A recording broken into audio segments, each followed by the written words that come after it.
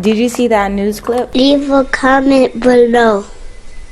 Make sure you like and subscribe. Make sure you like and subscribe. Welcome to another episode of Clips of News, where I go over different news clips that I found and I just share them with you all because there are certain things that we should all just keep in mind and know about and share with one another. So on today's episode, although there is a lot of things going on in the world, and I get it, you got Hong Kong, Afghanistan, Palestine, China and the Uyghur Muslims.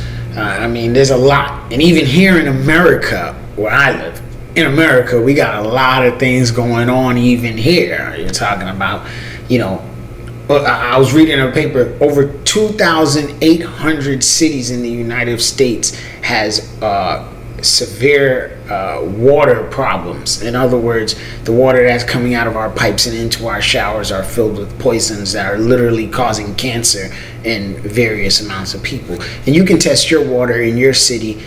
If you just Google a water testing kit, they have them for free, and you can test your water to see if something's wrong with your tap water. In which case, I don't know if people still even drink tap water. I would hope not.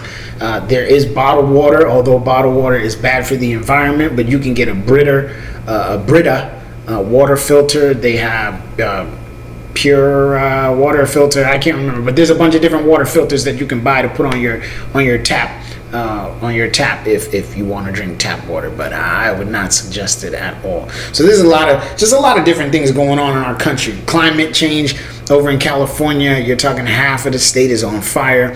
There are many states in America, they're literally on fire. They're burning up. The Freedmen Indian clan has been feuding with various other Indian clans to get recognized as an Indian clan, as a minority. So I thought that was kind of weird. I was actually going to do an episode on that news story that I saw on NPR, but then I was like, I think this one is a much better news story, right? So, we got the infrastructure build, affordable house shortage. There's just a lot of things going on even in America, right? And every clips of news, I'm not going to rehash the news that's going on in the world. Sometimes I do that because I really do want us all to keep these things in mind, to just remember that these things are still happening, because sometimes we tend to think that our lives are hard or we're going through hardships and it's like, my life is so horrible. But when you can remember that in Palestine, these people are literally getting kicked out of their houses. You're talking about police kicking in the doors of elementary school kids and dragging them out, in handcuffs and locking them away. You're talking about, the Jews, the Israelis, are literally murdering Palestinians just because they're there, because they exist. So a lot of times we think that our lives are hard, and we just have to remember that there's a lot of things going on in the world that are much worse than what we got going on, right? So today's episode, I want to talk about something that I think is really, really important. In Texas, they have just recently passed a abortion law, in which case they're trying to lock up anybody who offers abortions to people after, I think it's like 6 weeks, something like that. So as soon as a heartbeat is detected, then they lock in, they look, and you go to get an abortion, they're going to lock up the doctor. And why is this important? Because Texas has a Republican governor, and the election is coming up next year. So next year is going to be time to vote on these matters again.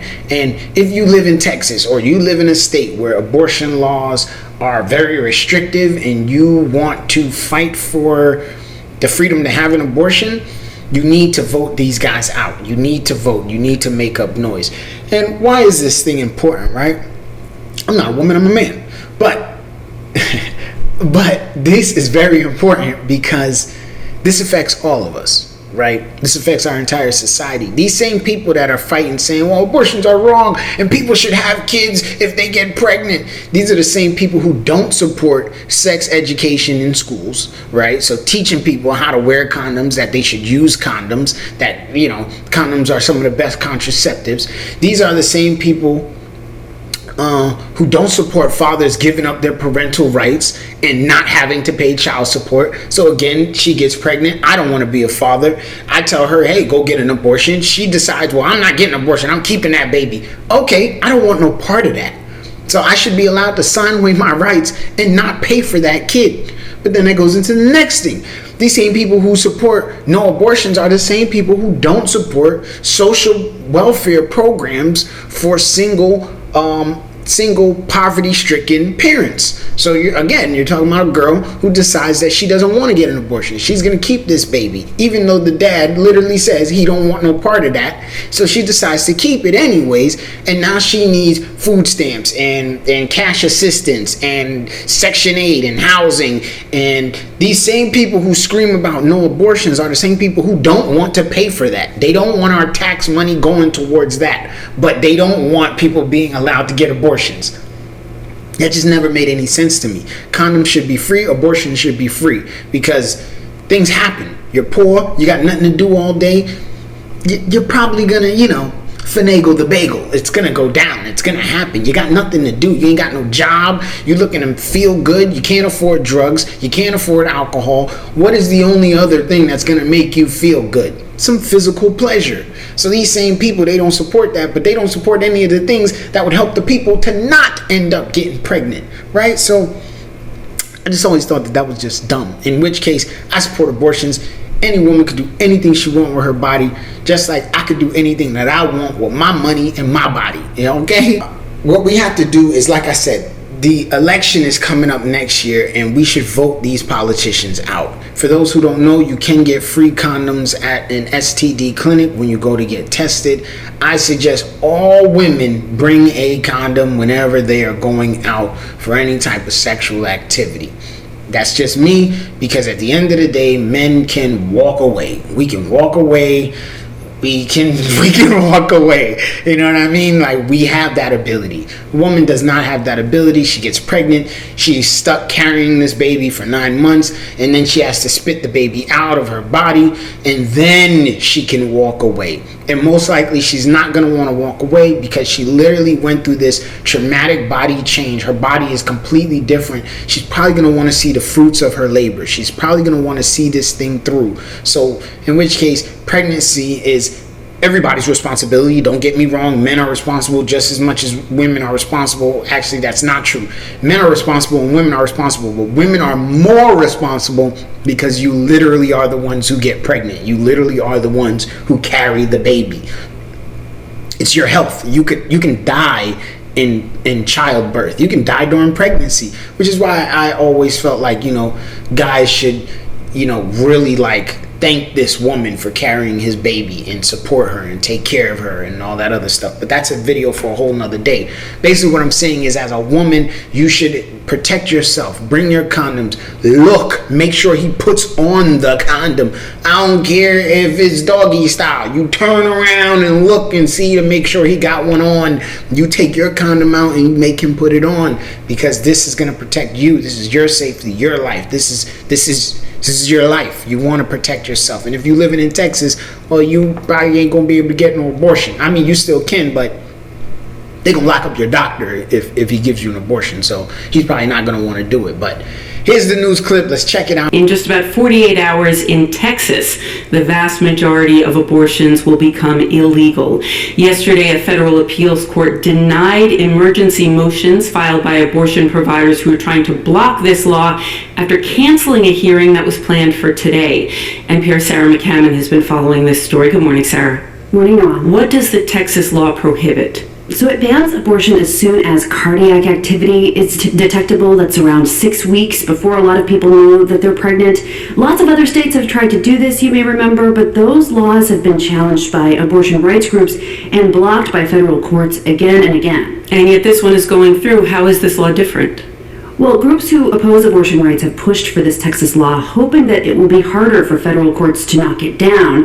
Instead of requiring public officials to enforce the law, this law allows individuals to bring civil lawsuits against abortion providers or anyone else found to, quote, aid and abet illegal abortions. A coalition of reproductive rights groups has asked a federal court to block the law, but as we heard over the weekend, the conservative-leaning U.S. Court of Appeals for the Fifth Circuit sided with the state of Texas and forced a lower court to cancel a hearing on that matter until some other procedural issues can be addressed. Okay, so by your description, this law empowers individuals to enforce an abortion ban. How would that work in practice? Right, anyone who successfully sues an abortion provider under this law could be awarded at least $10,000. And to prepare for that, Texas Right to Life has set up what they call a whistleblower website where people can submit anonymous tips about anyone they believe to be violating the law. I talked to John Sego with Texas Right to Life. He says the law targets providers, not patients. These lawsuits are not against the women. The lawsuits would be against the individuals making money off of the abortion industry itself. So this is not spy on your neighbor and see if they're having abortion.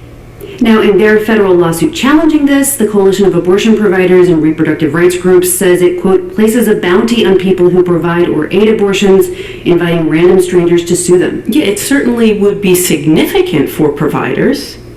Right. I talked to Dr. Bhavik Kumar, a family medicine doctor who works for Planned Parenthood in Houston, and he says it's creating a lot of uncertainty for patients and providers, but Kumar insists he will comply with the law.